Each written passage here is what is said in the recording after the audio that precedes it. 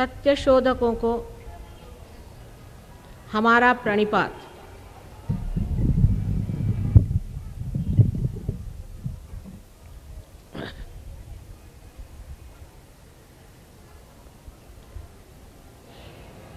सत्य की खोज के बारे में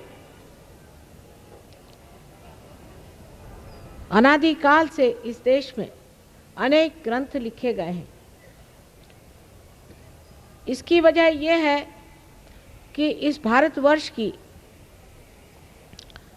जो भूमि है, इस भूमि में बहुत से आशीर्वाद छिपे हुए हैं जिसके बारे में हम जानते नहीं। यहाँ की आबोहवा इतनी अच्छी है कि आप जब घर से निकलते हैं, आपको जैसे लंदन में हमें लबादे पे लबादे लादने पड़ते हैं और निकलने से पहले 15 मिनट तैयार होना पड़ता है, ऐसी कोई आफत नहीं। बाहर आते ही प्रसन्न, ऐसी सुंदर प्रच्छन्न हवा बहती रहती है। यहाँ एक इंसान जंगलों में भी, पहाड़ी में भी, झरनों के पास, नदियों के किनारे बड़े आराम से अपना जीवन बिता सकता है। ये हालत किसी भी देश में इतनी अच्छी नहीं है। या तो देश बहुत ज़्यादा गर्म है या बहुत ज़्यादा ठंडे हैं। अतिशयता की प्रकृति होने की वजह से वहाँ पर लोगों को हर समय प्रकृति से झगड़ना पड़ता है और ये संग्राम करते करते लोगों की वृत्ति आक्रमण करने वाली हो जाती है, आक्रमणकारी हो जाती है।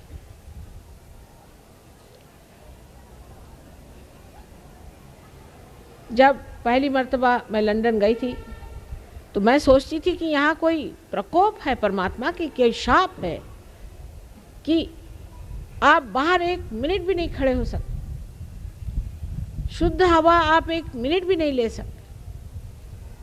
घर से निकलिए तो बंद, मोटर में बैठिए दौड़कर, और फिर जहाँ भी जाइए वहाँ से फिर दौड़कर आप घर में घुस जाइए। कभी भी प्रच्छन्न इस प्रकृति का मनोरम आस्वाद लेने की कोई सी भी व्यवस्था वहाँ नहीं है। शायद इस वजह से एक माँ की दृष्टि से मैं दोष प्रकृति को ही देना चाहती हूँ, क्योंकि आखिर कहीं भी हो मानव परमात्मा के ही पुत्र हैं। इस दोष की वजह से हो सकता है कि मनुष्य एक दूसरे से वहाँ बड़ा कटा रहता है और इस वजह से वहाँ की प्रकृति में क्या दोष है, इसी के ओर मनुष्य की दृष्टि रहती है। इतना ही नहीं कि इस आक्रामक प्रकृति को किस तरह से आक्रमण से जीता जाए, ये प्रवृत्ति सहज में ही उनके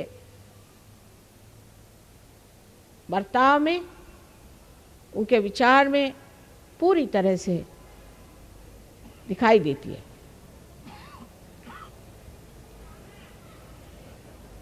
ना वहाँ कोई नदी में नहा सकता है। नदी इतनी ठंड होती है नदी में कि गंगाची से भी ज़्यादा वहाँ ठंडक होती है।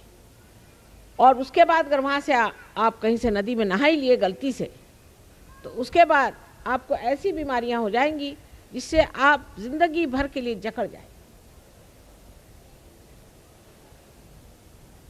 जब कोलंबस अमेरिका ढूंढने निकले थे, परमात्मा की असीम कृपा से मेरे ख्याल से हनुमान जी ने कृपा की कि वो उधर अमेरिका चले गए और इधर नहीं आए। अगर यहाँ आ जाते तो ना हम रहते ना सहयोग, वहाँ सबको ख़त्म कर दिया इन लोगों ने। एक एक आदमी को चुन चुन के मार डाला। और अब जब मैं वहाँ गई थी और अर्जेंटीना में, पेरू में, उससे भी ज़्यादा न्यूयॉर्क आदि किसी भी देश में। मैंने पूछा कि भाई यहाँ के आदि लोग कहाँ हैं, आदिवासी? उन्होंने कहा बस अब म्यूजियम में है, बाकी तो सब खत्म कर डाले। वही हाल हम लोगों का होता। सोचिए अगर कोलंबस महाराज यहाँ पहुँचते तो। ये परमात्मा की असीम कृपा है कि वो ज़मीन के खोज में वहाँ गए, लेकिन सत्य के खोज में लोग हिंदुस्तान आएंगे, क्योंकि सत्य इसी संसार में, इसी पृथ्वी में अगर खोजना है तो वो भारतवर्ष में छिपा हुआ। लेकिन हम लोगों की दृष्टि बाहर है। कल जैसे मैंने आपको समझाया कि हमारी जो क्रिया शक्ति है, जब वो ऊर्ध्वगामी होती है तभी वो जड़ों तक पहुंच सकती है, क्योंकि श्री कृष्ण ने खुद ही कहा हुआ है कि हमारी जो चेतना की या हमारी जो कार्य पद्धति है, उससे बढ़ने वाली हमारी जो चेतना है वो नीचे की तरफ अधोगति में जाती है, और ऊर्ध्वगति में जाने से ही हम अपने जड़ों में पहुंच सकते हैं। और आपसे मैंने कल बताया कि वो जड़ें इसी देश में, इसी भारतवर्ष में हैं, और हम लोग इन अधोगति में जाने वाले लोगों के पीछे आंख बंद करके सीधे चले जा रहे। हमारे यहाँ भी मैं देखती हूँ वहाँ के मीडिया तो बहुत ही खराब है। वो तो कभी भगवान को समझ ही नहीं सकते, और सहयोग तो उनकी खोपड़ी पे से चलाया। आत्म साक्षात्कार नाम की चीज़ वो समझ ही नहीं सकते, उनसे बात करना ही बेकार है। वो कहावत है ना कि उल्टे घघरी पर पानी डालने से फ़ायदा क्या। लेकिन आज यहाँ का भी हाल वही हो रहा है कि यहाँ के भी हमारे जो लोग अखबार वाले हैं या और लोग हैं जो कि चाहते हैं कि कुछ बात कहें, वो भी विदेशियों के ढंग से कहते हैं। जैसे हर एक आदमी के ऊपर हावी रहो, हर एक आदमी को आप बुरा भला कहो, जो आदमी आपको पैसा दे दे उसके बारे में आप 1000 बार लिखो, और जो आदमी के पास पैसा नहीं उसके बारे में कुछ मत लिखो। अधिकतर ये हो रहा है। शुरू में जब सहयोग हमने शुरू किया था तो लोगों ने हमसे कहा कि आप अगर वोल्गा रेस्टोरेंट में हमको खाने को दीजिएगा और वहाँ रात का नाच दिखाइएगा तो हम आप पे 2 कॉलम लिखिएगा। हमने कहा मेहरबानी करके आप एक लाइन भी मत लिखिए, मेहरबानी करिए। और वही अखबार रात दिन हम लोग पढ़ते हैं, इस अखबारों में इस तरह की बातें लिखी जाती जिसके पीछे वो मन है, वो विचारधारा है जो विदेशी है। मेरे विदेशी विचारधाराओं से मुझे कोई लेना देना नहीं लगता, लेकिन वो जो विदेशी विचारधारा है उससे उनका क्या भला हुआ ये तो कम से कम जाके देखना चाहिए। एक आदमी अगर गड्ढे में जाके गिरा है तो ये तो जाके देखना चाहिए कि वो गड्ढे में है कि ऊपर की जो कुछ भी तामझाम है उनका, उससे हम लोग इस तरह से अभिभूत हो जाते हैं कि हम उसी तरफ अपनी नज़र किए हुए हैं, और वहाँ आपको सत्य नहीं मिल सकता। सत्य इस देश में है और इसी देश में आपको सत्य मिलेगा, लेकिन आपका खोजने का तरीका आपको बदलना होगा। सत्य आपके बुद्धि से जाना जाता है, ऐसा बहुत लोगों का विचार है, लेकिन बुद्धि बहुत सीमित है, वो सत्य को जान नहीं सकती। जब बुद्धि को मनुष्य किसी तरह से अपने विचारों को बढ़ाता है, जिसे हम कहें कि मेंटल प्रोजेक्शन करता है, अपने मस्तिष्क को इस तरह से दौड़ाता है, तो वो अपनी ही एक चीज़ बना करके और संसार के सामने एक कोई बड़ा भारी प्रमाण की तरह से, आइडियोलॉजी की तरह से सामने रख देता है। आप शायद इतना सफ़र न किए हों जितना मैंने किया। मैं रशिया गई हूँ, चाइना गई हूँ, अमेरिका गई हूँ, हर दुनिया की आइडियोलॉजी को मैंने देख लिया। ईरान गई हूँ, कोई दुनिया का देश नहीं होगा जो मैंने देखा नहीं। और मैंने एक ही बात पाई कि हर जगह आदमी मस्तिष्क से कोई चीज़ निकाल करके खड़ा कर देता है और यही सबसे बड़ी चीज़ है ऐसा समझ करके उसके पीछे लग जाता है और फिर वही भूत बन के उसे खा लेता है।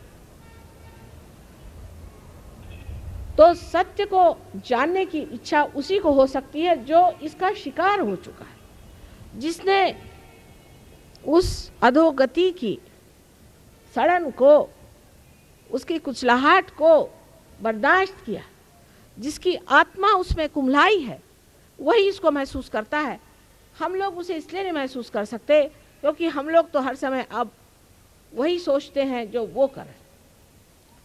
जिस रास्ते से गुजर के वो गिर गए, उस रास्ते की कोई सांकरी गली भी होनी चाहिए जिसको हमें अपनाना चाहिए।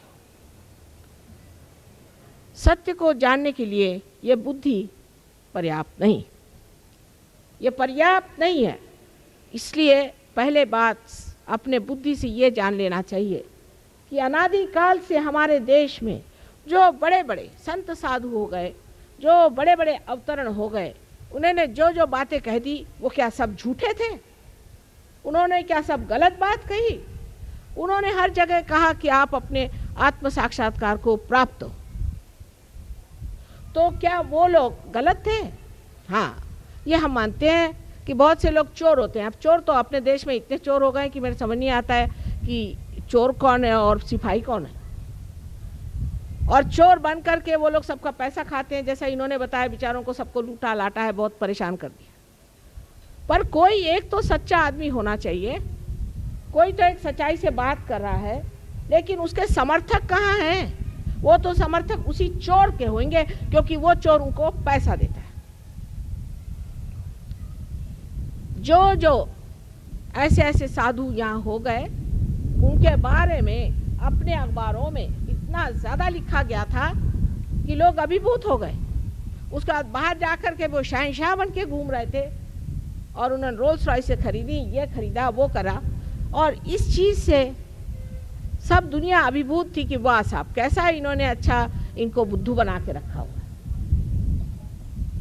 लेकिन सत्य जो है ये हमारे अंदर निहित है। सत्य को हमें अपने मज्जा तंतु पे जानना है, अपने सेंट्रल नर्वस सिस्टम पे जानना है। जैसे ये चीज़ ठंडी है या गर्म है, ये जिस तरह से हम जानते हैं उसी तरह से हमें सत्य को अपने सेंट्रल नर्वस सिस्टम में जानना है। माने जिसे हम कहते हैं कि यह हमें विद होना चाहिए, इसका बोध होना चाहिए। बोध का मतलब ये नहीं कि हमने किताब जाके पढ़ी।